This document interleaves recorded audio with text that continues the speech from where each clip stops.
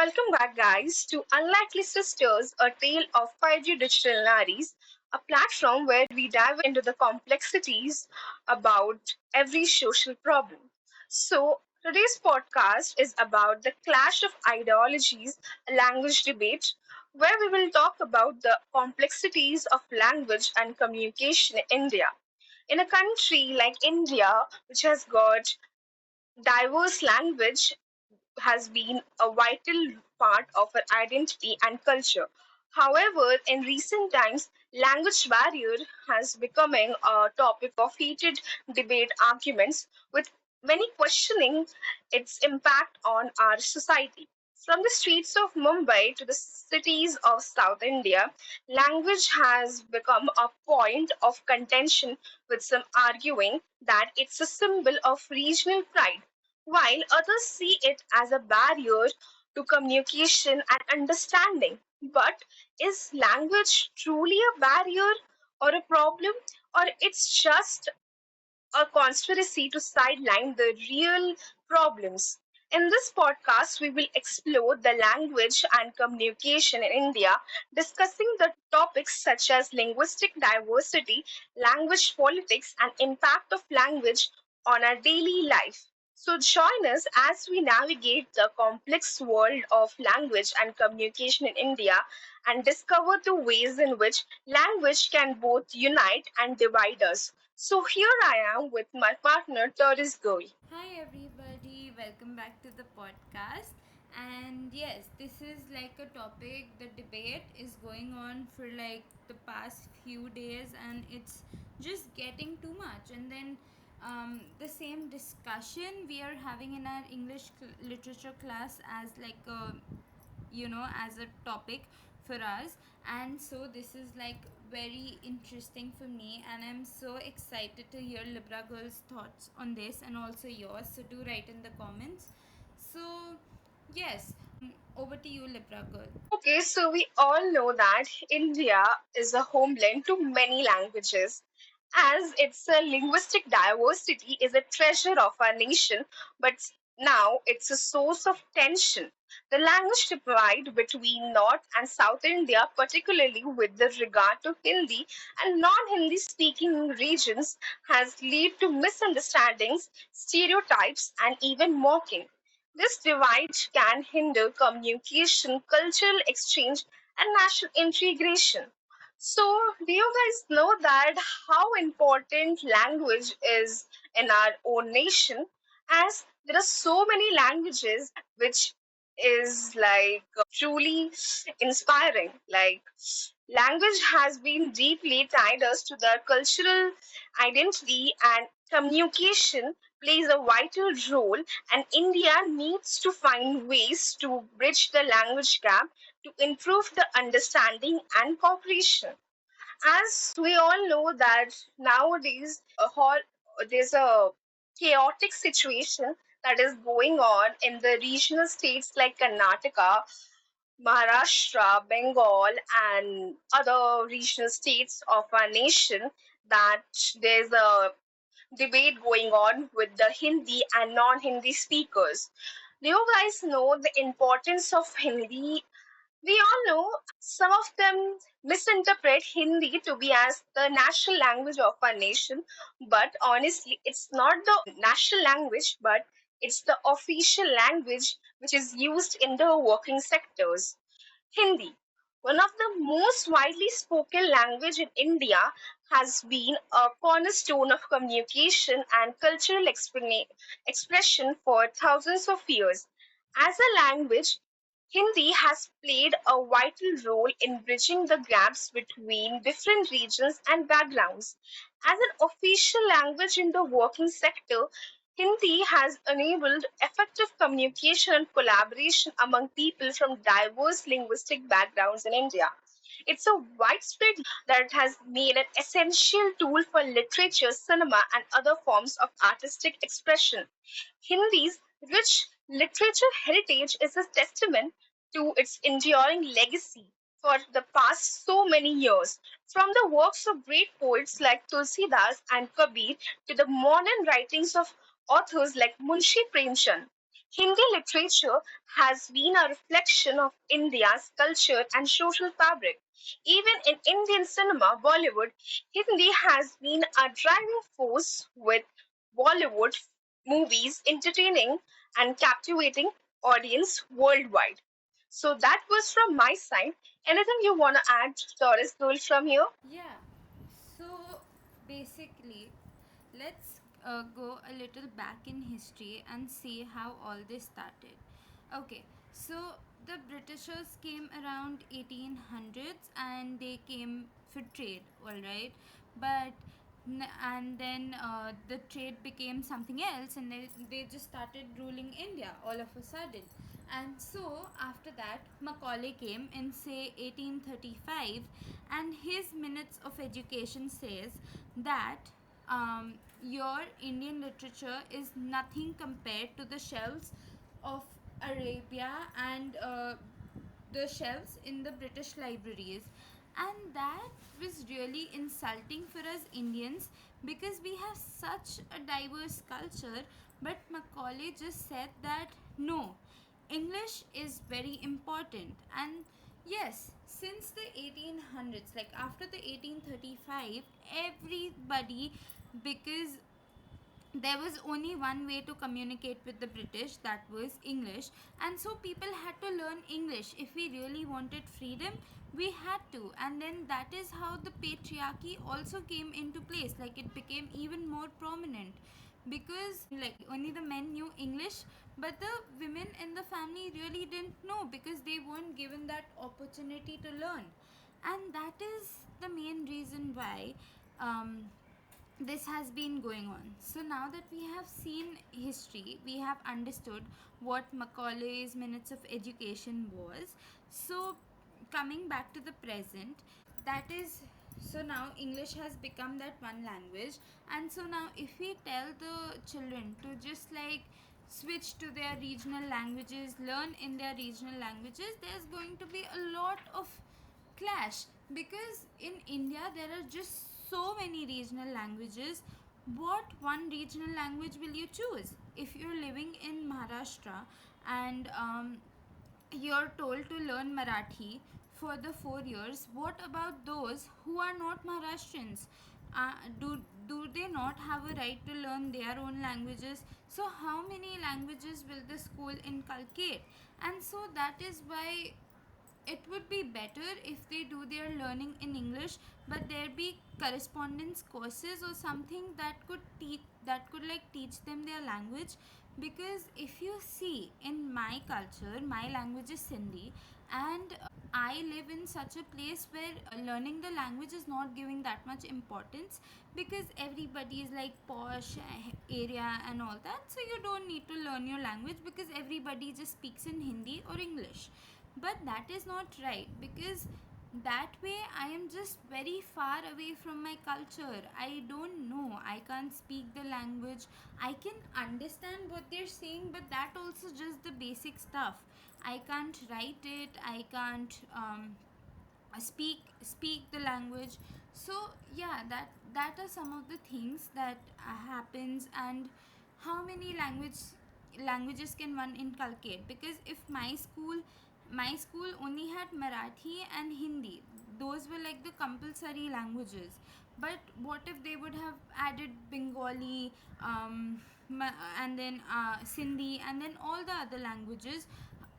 How do you segregate? How do you actually ensure that everybody is included? So yeah, that is all from me. Libra girl, over to you. It is so true that if a kid is not passionate about his own regional language, we can't just force him or her to learn it and to follow it. But what happened to me when I was in middle school, we had a thing as I was from ICAC, and we had third language from the fourth grade. So my school had given us more option, like we had Tamil, Bengali, and Sanskrit. Being a Bengali, I was always passionate towards my regional literature, about my language, about the poems, and everything. So That actually helped me to learn my language and to explore more about the authors and their writings. That helped me, but yes, it's not the same case for everyone. Everyone has got their own choice and own way to learn or not to learn their language. So, for example, we live in a democratic India, but if our freedom fighters, revolutionary leaders would have thought that no, we belong from a regional state and we will just fight for a regional state, then we would have never got this democratic India as the present of our life. From Bhagat Singh's courage to Netaji Subhash Chandra Bose, Azad Hind Fauj inspired a nation to rise up against oppression. They didn't ask for like separate homelands or linguistic states. They demanded for freedom for all the Indians. Today, we must draw inspiration from their selflessness and vision, and we must recognize that our diversity is a strength and not a weakness. As we navigate these challenging times, let's ask ourselves that what would our freedom fighters would have said if they had seen us divided by language and by religion? Would they recognize the India they fought so passionately for? In India, we have witnessed a fascinating shift in language dynamics. Once there was a time when English was a benchmark of sophistication, a symbol of educated upper class background. Those who spoke English fluently were considered as educated, refined, and elite. But now the tables have turned. Today, people from different regional language are mocking those who try to speak in Hindi or English, particularly states like Maharashtra, Karnataka, Bengal, and Gujarat, and some other states. It's as if we have traded one elite language for another, with regional language becoming the new benchmarks for identity and belonging. But, guys, the irony is that India has always been a multilingual society where language have coexisted and enriched each other. Our freedom fighters didn't fight for language based supremacy, they fought for freedom and equality and unity.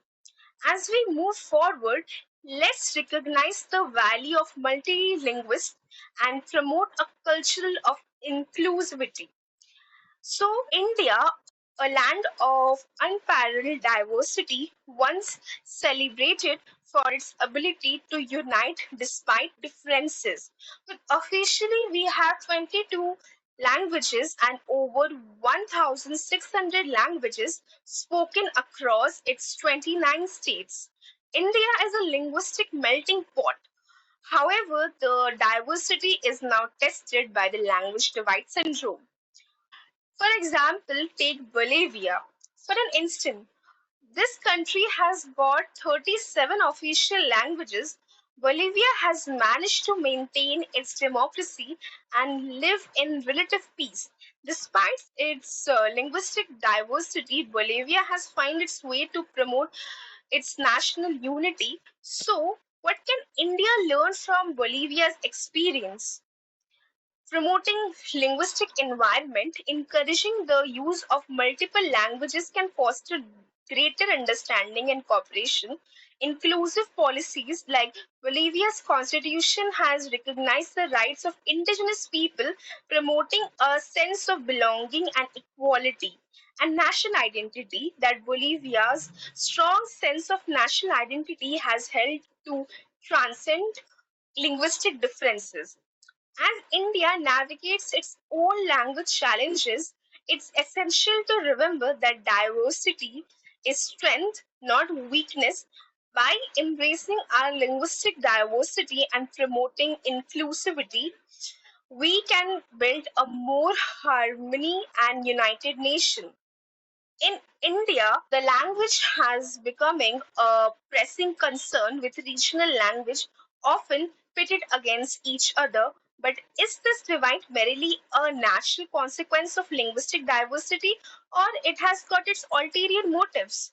Some arguments that language divide syndrome in particular regional states is in a fact is a tool used by political leaders to forward their own agendas, like polarizing the voters by creating an us versus them narrative. Politicians can consolidate their vote banks and distract from more pressing issues, or distract the citizen from the real issues by focusing on language. Politicians are actually diverting the attention away from more critical issues like economic development, education, and healthcare, and the concerning women's safety. That's the most alarming problem in our nation. So that was from my side. And honestly, I think that language divide syndrome was never a problem, but it has been a conspiracy done by the regional political leaders to divert the citizens from the real life issues. Anything you want to add over here, Taurus? Absolutely, Libra girl, whatever you said is so on point. Like, that is what we have been doing. I mean, it's not, we don't really want to divide ourselves, but our authority figures, they really put that in us, instigate us, and so we also feel like we are a divided nation, which is not true. Because the Britishers, how did they get a chance to rule us? Because they thought that we were divided. Once we became united, we got our freedom. But till the time we were divided, for like say a century, when the real fight began, for a century we were ruled by the Britishers, which was so painful, and the Indians had to go through a lot. It was because they didn't have the unity. But if we accept all the languages, if we just be united with each other, and accept every language as our own, maybe don't learn it, but at least know about your culture, know a little, try to learn, because you shouldn't be away from your culture. Even for me, I know that might sound hypocritical because I said I don't know Sindhi, but for me, I am learning Sindhi now. I know the importance, like how important it is to know your own language, so that you can be connected and be united, like as a culture. And yes, that is very important. So yeah, that is all from my side. Do you want to add anything, For example, if we go to America, we find Americans, and if we go to Germany, we find Germans. But when we come to India, we will find Gujaratis, Bengalis, Maharashtrians, Tamilians, and different other regional language. We actually feel the real patriotic feeling during the time of Independence Day or Republic Day, or when there's a match between India versus Pakistan. So, what's the point? Honestly, before becoming North Indians and South Indians, we are Indians. So, we do have language complexities, but that is the unique trait of our nation, of our India. As we navigate the complexities of our nation, it's essential to recognize the attention is being diverted by the real issues. For example, from this language divide syndrome thing that is going on in the nation, we could have been more alerted about the real life problems like the economic problem, vast gap between the rich and the poor, with million living below the poverty line, and education system that needs reform, inadequate infrastructure, poor teaching training, and limited access to quality education, healthcare sector that requires significant investment, shortage of medical professions, limited access to healthcare services, environment degradation, a growing concern with pollution, climatic change, and natural resources threatening our own existence. Okay, for example, right now the just a few weeks back, there was an incident of um, rape that happened in West Bengal. For like 2 to 3 days, it was in the news, it was in the headlines, but after that, it was not there anywhere. Maybe in some of the few regional language news channels, it was there, but not in the national news channels. So I just wanted to say that there are more important problems that are going on in our nation, like women's safety. The West Bengal is getting destructed to its extreme levels. There are so many problems like infrastructure, education, and healthcare system. There are inadequate facilities that we see in the government hospitals even till now. So I just wanted to say that the citizens, they should not get manipulated by these politicians, but they should know that what we need to discuss, what we need to have an actual debate on. So that was from my side. I hope you guys like this conversation about the clash of ideologies, a language debate. So we will end it over here. We have talked a lot about this language divide syndrome, and we have shared our real insights about our thoughts related to this particular topic. So until then, we will be back with our next podcast. Stay tuned.